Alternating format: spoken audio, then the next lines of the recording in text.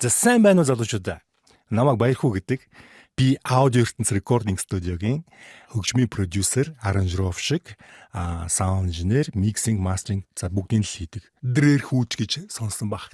За өнөөдөр бид нар ингээд Сунагийн тухай ярилцъя гэж би бодлоо. Суна ингээд маш сонирхолтой нэг бүтээгдэхүүн гаргаж байгаа юм байна. За тэр нь ямар бүтээгдэхүүн бэ гэхлээр Суна студио гэдэг нэртэй шинэ бүтээгдэхүүн.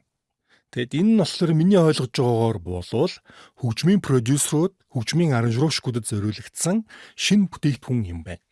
За миний бодлоор бол энэ айгүй сонирхолтой нэг юм гарах гэдэг шиг байна. Магадгүй бидний ажлыг бүр ингээ оронгоор нь өөрчлөөд бидний ингээд хийдэг ажлыг шал өөр болгох магадaltaй тийм бүтээгдэхүүн гарах гэдэг юм шиг санагдаад байна. За ингээд зургийг харах юм бол одоо энэ Суна бол бидний ашигладаг DAW-тай бүр амар адилхан болсон байна.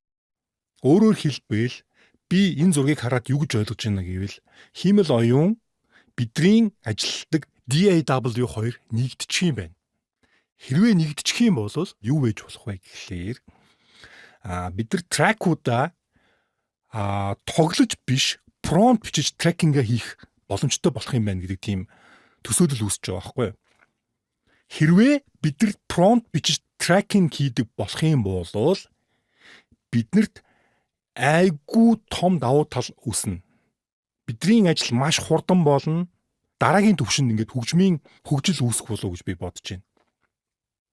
Тэгвэл за миний бодлоор бол яг 100% яг энэ рүү орно гэх юм бол жоохон учир дутагдaltaй байх. Яагаад гэвэл сүүнөөр генерац хийгдсэн хөгжмийг сонсхолоор аудио артефактууд сонсогддог тийм гажуудлууд.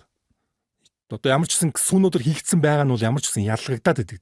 Тэгэхээр бид нар ямар нэгэн байдлаар ашиглаж болох вэ гэхлээр ямар нэгэн трекинг хийж байхдаа жишээлбэл би гитар тоглож чадахгүй учраас гитарын партуудыг би сүүнөөр генерац хийж бас болох байх.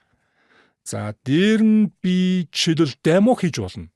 Жишээлбэл зарим нэг айгүйх ядаргаатай артистууд байдаг тийм ингээд ингээл нөгөө бидрийг ингээ яг чат GPT шиг ингээ ашигладаг тийм ингээл нэг юм хийгээд явуулангууд энэ тийм биш байна, юм биш байна, наа чин таалагдахгүй, наа чин биш байна, ахаад нэг явуулаа гэд. Тэгээд бид ингээ ахаад инслаар ингээ явуулангууд ахаад биш байна, энэ байна ингээ ямар ядаргаатай тийм ааштай хүмүүсэд ч тиймэрхүү үед бол яг ашиглаж болох байх ингээ демонод хийж явуулж жагаад за энэ болж байна гингүүд нь трийг нь яг original чанартайгаар ингээд шинээр хийгээд явуулах боломжтой ч юм уу тий. За нэг иймэрхүү надад ийм төсөөлөл гарч ийн. Тэгээд ямар ч үсэн энэ Suno студио гарангууд нь би заавалч хамгийн анхных нь хэрэглэгчний нэг байх болно. Тэгээд хэрэгжилж үзээд Suno студиогийн талаар өөрийнхөө бодлыг та бүхэнтэй хуваалцсанаа. За энэхүү амар удахтай энэ амар урт видеог одоо болтол тэсээд үзсэн манай студийн пэйжийг дагагч танд маш их баярлалаа.